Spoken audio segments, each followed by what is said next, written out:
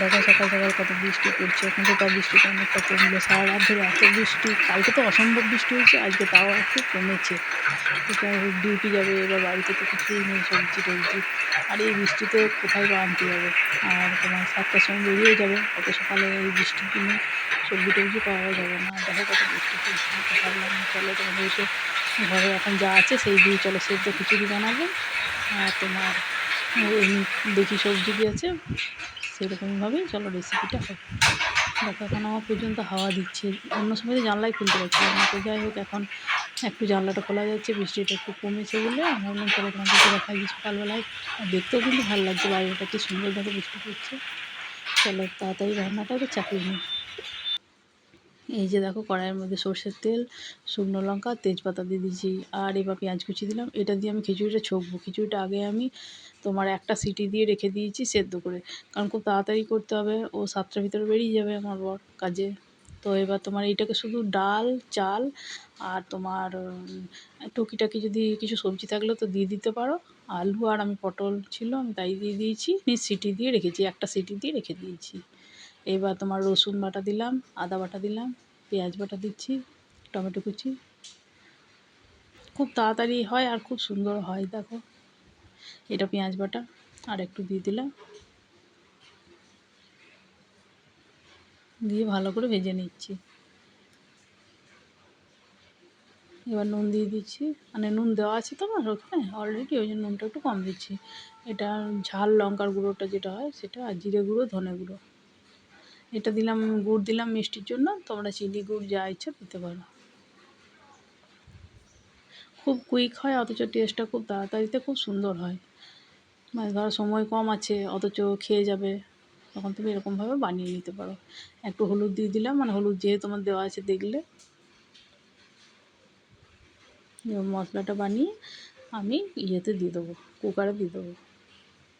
আর কুকারে চালে আর জলে দিয়ে পরে মানে সিটি দিয়ে রেখেছি।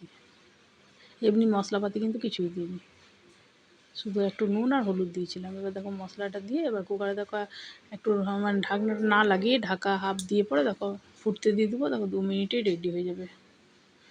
কতক্ষণ লাগে, খুব যে 10 মিনিট, আবার কি 10 থেকে 20 মিনিটের ভিতরে খিচুড়িটা তৈরি হয়ে যায়। এই যে দেখো ঘেটে নিচ্ছি, এবার ঢাকা দিয়ে দেবো, দিয়ে ওপর থেকে একটু ছকে দেবো, তাহলেই রেডি হয়ে যাবে খিচুড়িটা। এই যে দেখো ফুটছে, এবার এটাকে আমি নামিয়ে নেবো। দিয়ে ছকার জন্য দিচ্ছি তোমার জিরে আর শুকনো লঙ্কা, সর্ষের তেল দিয়ে দিচ্ছি একটু বেশি করে। যখন খুঁড়ে এসছে দেখো ওইখানে দিয়ে দিচ্ছি।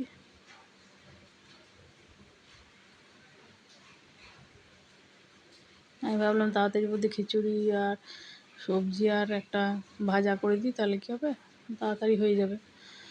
তাহলে ওইটাই ভাবলাম তোমাদের সঙ্গে চলো শেয়ার করি।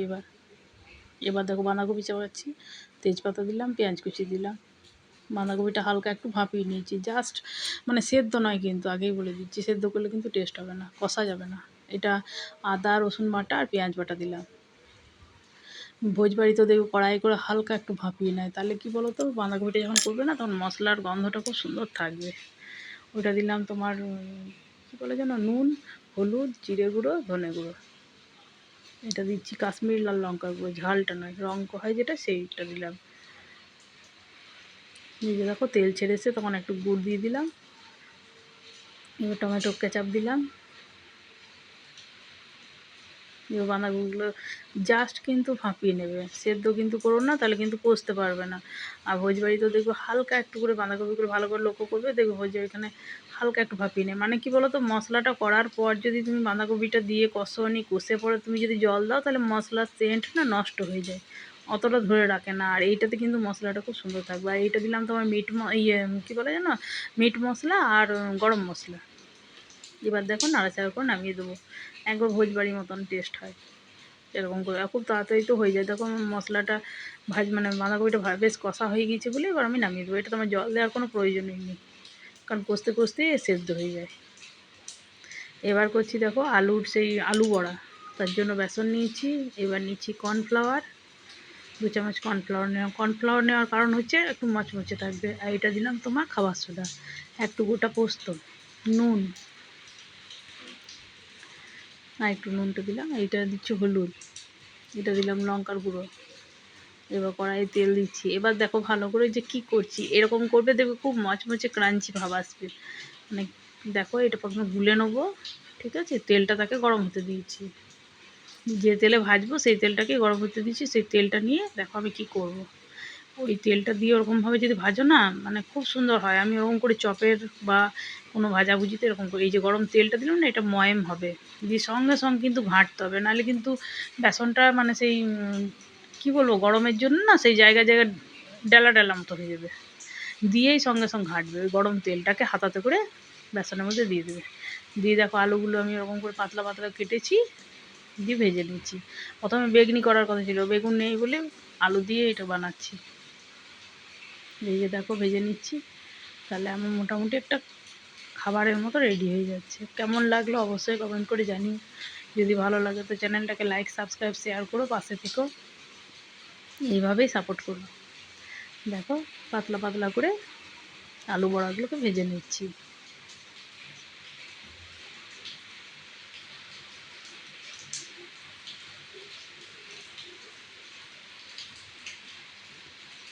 কর্নফ্লাওয়ার দেওয়ার জন্য না খুব ক্রাঞ্চি ভাব থাকবে। এই যে দেখো আমি এমনিকে ভেজে ভেজে রাখছি। এই যে আমার ভাজা হয়ে গিয়েছে।